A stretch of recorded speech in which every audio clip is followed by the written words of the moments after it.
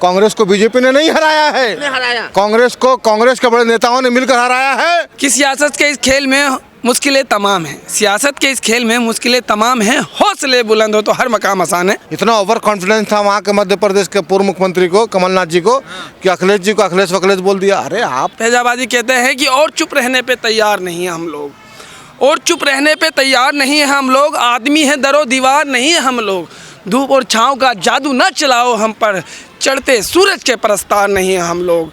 हमसे जिंदा है जमाने में तमद्दुन का निज़ाम, मुर्दा तहजीबों के आसार नहीं है हम लोग। जिन्हें किरदार का मखूम बताया हमने, वो कहें कि साहिब किरदार नहीं है हम लोग। जाओ तारीख के औराक पलट कर देखो, फिर ये कहना कि वफादार नहीं है हम लोग। और मैं आपको एक बात बताता हूँ, 1000 साल पुराना है उनका गुस्सा, 1000 साल पुरानी है उनकी नफ़रत। मैं तो बस उनके बिखरे हुए शब्दों को ले और तुक के स्वाद लौटा रहा हूँ। साहब को डर है कि आग भड़का रहा हूँ। तो साहब, हम जिंदा दिल लोग हैं और उम्मीद का दामन थामने वाले लोग हैं, उम्मीद का दामन कभी नहीं छोड़ते। हाँ, परिणाम कुछ भी रहे, हाँ टूटे हैं, बिखरे हैं। कांग्रेस को बीजेपी ने नहीं हराया है, कांग्रेस के बड़े नेताओं ने मिलकर हराया है। इतना ओवर कॉन्फिडेंस था वहाँ के मध्य प्रदेश के पूर्व मुख्यमंत्री को, कमलनाथ जी को, कि अखिलेश जी को अखिलेश वखिलेश बोल दिया। अरे आप, हम लोग चारों स्टेट जीत रहे थे, मध्य प्रदेश जीत रहे थे, हार चुके, मध्य प्रदेश भी जीत रहे थे, राजस्थान भी जीत रहे, छत्तीसगढ़ भी जीत, तेलंगाना भी जीत रहे थे। तेलंगाना जीत गए, लेकिन मध्य प्रदेश, छत्तीसगढ़, राजस्थान कांग्रेस को बीजेपी ने नहीं हराया है, कांग्रेस के बड़े नेताओं ने मिलकर हराया है। इसलिए मैं कहना चाहता हूँ, मैं मध्य प्रदेश भी घूमा था, छत्तीसगढ़ भी घूमा था और आपका राजस्थान भी घूमा था। राहुल गांधी से बड़ा अच्छा नेता तो कोई है ही नहीं। राहुल गांधी ने बड़ा नेता जो वहाँ मुख्यमंत्री थे, इसमें तो बड़ा नेता राहुल गांधी से बड़ा नेता कोई नहीं। जैसे वो मुख्यमंत्री, बहुत सारे मुख्यमंत्री थे, ज्योतिरादित्य सिंधिया लड़ रहे थे और वो मुख्यमंत्री कमलनाथ, हाँ मेरी बात सुनिए, कमलनाथ जी थे जो मुख्यमंत्री रह करके विधायक को नहीं संभाल पाए, उनको जो संभाल पाए वो धीरेन्द्र शास्त्री को ला रहे थे। नहीं, इससे पहले सरकार हमारी थी कि माधवराव सिंधिया से खटपट हुआ, विधायक लेके भाग गए, बीजेपी ने खरीद लिया विधायक को, तब हमारी सरकार गिरी और वहाँ पर मामा जी मुख्यमंत्री बनते हैं। मामा जी के खिलाफ एंटी इनकम्बेंसी बहुत ज्यादा थी, लेकिन कांग्रेस के लोगों ने मिलकर के कांग्रेसी विधायकों को हराने का काम किया। नहीं, फासला किस लिए, जब घर में लड़ाई होगा तो फासला अपने आप बढ़ जाएगा। भाई भाई लड़ता है, कैसे घर में फूट पड़ जाता है। 5 कट्ठा का जमीन है, 5 बेटा पैदा हुआ, 1 कट्ठा बढ़ गया। तो बता रहे थे ना सुरेलियों में, जैसे देखिए, इतना ओवर कॉन्फिडेंस था वहाँ के मध्य प्रदेश के पूर्व मुख्यमंत्री को, कमलनाथ जी को, कि अखिलेश जी को अखिलेश वखिलेश बोल दिया। अरे आप एक सम्मानित पद पर एक बड़े नेता हैं, आपको क्या बोलना नहीं बोलना। राजस्थान में देख लीजिए क्या हुआ, सचिन पायलट जी, नौजवानों के दिल में धड़कन बरसते हैं। मैं तिजारा विधानसभा और वहाँ पर अलवर का प्रभारी था।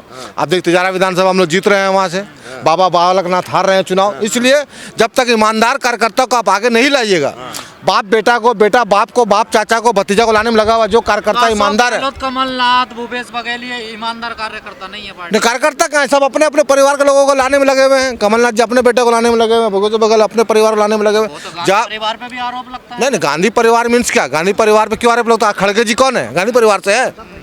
मनमोहन सिंह कौन थे, मनमोहन सिंह गांधी परिवार से थे। नरसिम्हा राव कौन थे, गांधी परिवार से थे। ये लोग सब दूसरे पर, लेकिन बदनाम आप जैसे पत्रकार। अशोक गहलोत को गेम चेंजर बताया जा रहा था, कहाँ चूक हुई?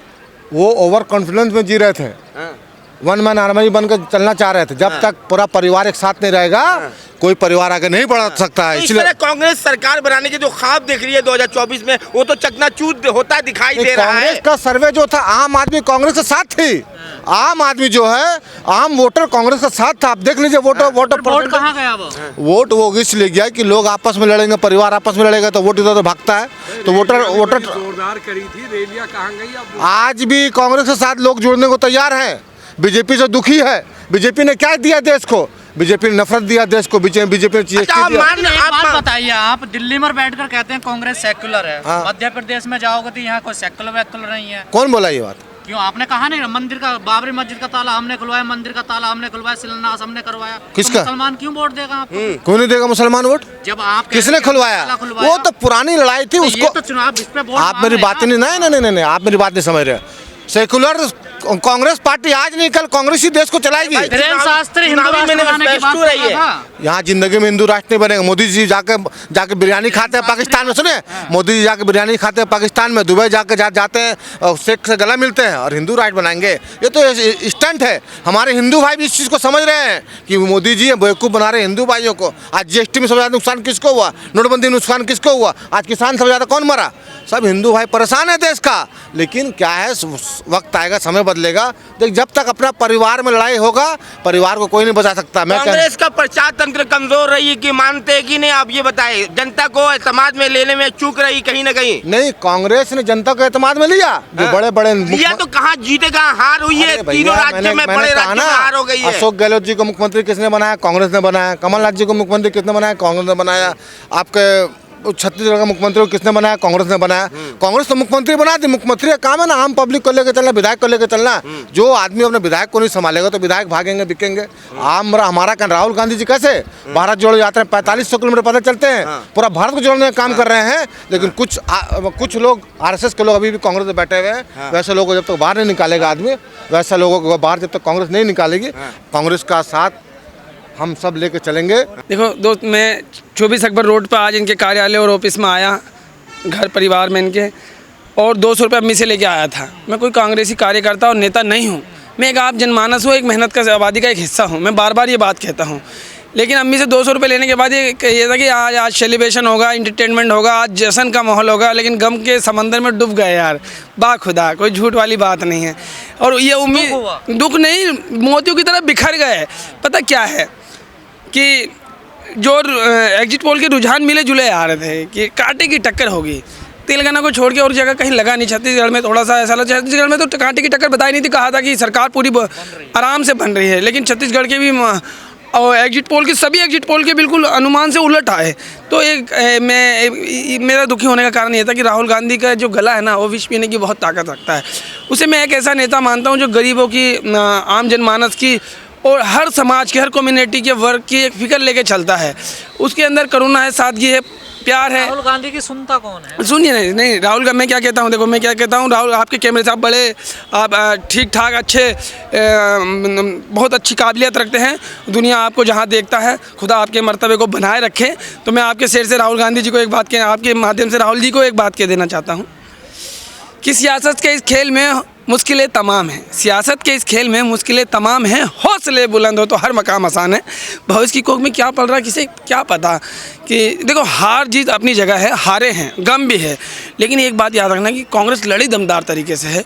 उस बहादुरी के साथ लड़ने के फैसले के साथ हम राहुल गांधी के साथ खड़े हैं और कमज़ोर होने की जरूरत नहीं है। अगर दमदार तरीके से लड़ती तो फिर नतीजे ऐसे नहीं होते ना। देखिए, एग्जिट पोल के नतीजे भी ऐसे नहीं थे, लड़े तो ठीक थे, अब आए हैं। लेकिन हाँ, मैंने कांग्रेस की हार की वो कहा कि हम उनके साथ खड़े हैं, लेकिन उनको बीजेपी को बधाई भी देना बाकी है। राहुल गांधी बार बार कह रहे थे जिसकी जितनी संख्या भारी उतनी उसकी हिस्सेदारी होनी चाहिए।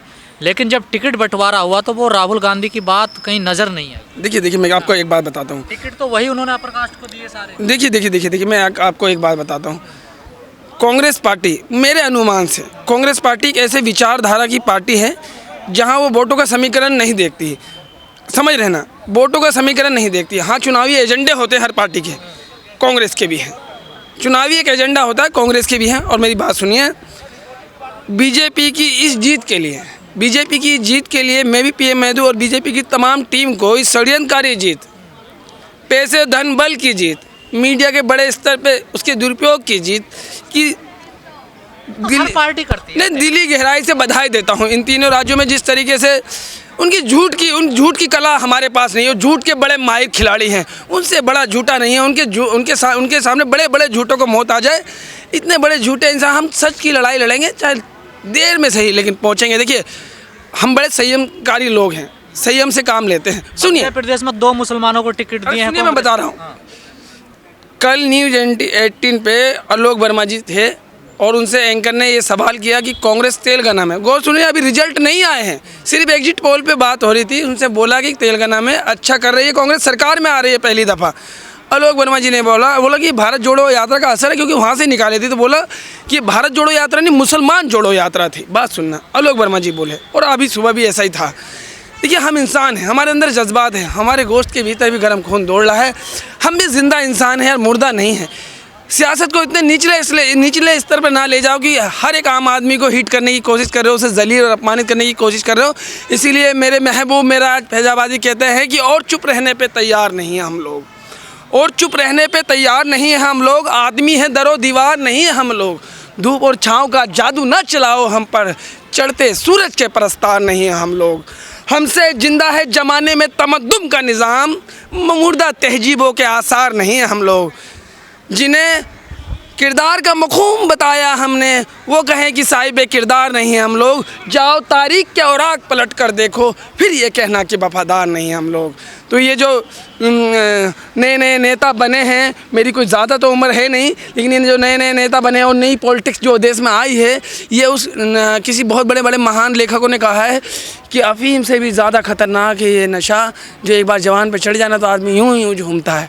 उस नशे का भी इसमें असर था, क्योंकि गहलोत ने कहा, गहलोत बतौर मुख्यमंत्री इस बात की का बयान दे रहे थे। कल मेन मिस्ट्री मीडिया में रात को देख रहा था मैं कि भैया मैंने काम पूरे किए हैं। हाँ, बीजेपी द्वारा, बड़े नेताओं द्वारा जिन शब्दों का इस्तेमाल किया, अगर उन शब्दों का असर हो जाएगा बंटवारे वाली नीति का, तो मैं चुनाव हार जाऊँगा। तो वो शब्द भी काम कर गए। तो हिंदू मुस्लिम फैक्टर काम किया। हाँ, हिंदू मुस्लिम और काम की कोई वजह नहीं थी, काम की कोई वजह नहीं थी। तकरीबन तकरीबन हम भी लोगों में रहते हैं, लोगों का रुझान ऐसा है कि वो जो चाशनी का है। कांग्रेस भी तो मंदिर जा रही थी। हाँ, कांग्रेस भी तो मंदिर जा रही थी। तो कांग्रेस तो सद्भावना वाली विचारधारा की पार्टी है, मानवतावादी विचारधारा को मानते हैं। और कांग्रेस को जितनी सीटें मिली हैं, ये नहीं कि कांग्रेस का क्राउड नहीं है, कांग्रेस के पास क्षमता नहीं है, ज़मीन पे कार्यकर्ता या लोग नहीं हैं। देख लो, हर राज्य में कांग्रेस विपक्ष की भूमिका में है। सरकार अगर आज भी सरकार अगर गलत नीतियां बनाती है, तो कांग्रेस ही वो पार्टी होगी जो उसका गिरबान पकड़ेगी। इस बात को मानते हैं।